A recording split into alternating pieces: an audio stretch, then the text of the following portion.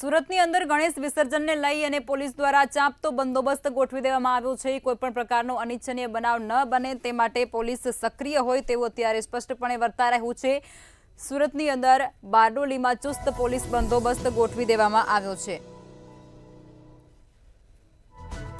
જિલ્લા પોલીસ વડા સહિતનો સ્ટાફ પણ અત્યારે ખડે પગે ત્યાં ઉપસ્થિત જોવા મળી રહ્યો છે। 80 થી વધુ પેરા મિલિટરીનો ચાંપતો બંદોબસ્ત પણ ગોઠવવામાં આવ્યો છે।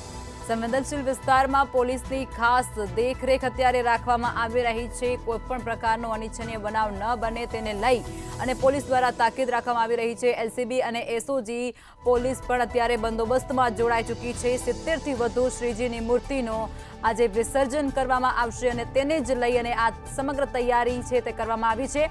જિલ્લા પોલીસ વડા સહિતનો સ્ટાફ ખડે પગે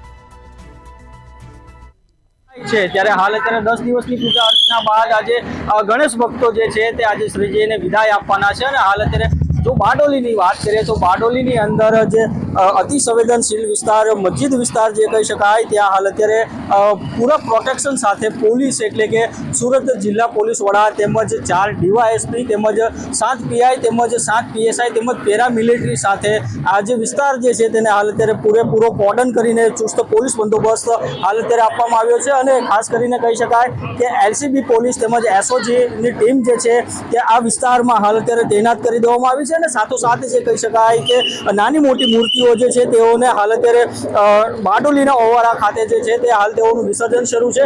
પરંતુ જે 70 થી વધુ મૂર્તિઓ જે મોટી મૂર્તિઓ છે તે બપોર બાદ અહીંથી નીકળશે જેને લઈને હાલ અત્યારે ચુસ્ત પોલીસ બંદોબસ્ત હાલ અત્યારે અહીં આપી દેવામાં આવ્યો છે। તો બીજી તરફ જોઈ શકાય કે મસ્જિદની સામે જ છત ઉપર પણ હાલ અત્યારે પોલીસને પણ ત્યાં કેમેરા તેમજ કહી શકાય કે દૂરબીનો સાથેનો પોલીસ ગોઠવી દેવામાં આવી છે અને સાથોસાથ જે બપોર બાદ જે શ્રીજીની મૂર્તિઓ વિસર્જન માટે નીકળશે તેને લઈને પણ હાલ અત્યારે ચુસ્ત પોલીસ બંદોબસ્ત સુરત જિલ્લા પોલીસ વડા દ્વારા ગોઠવી દેવામાં આવ્યો છે।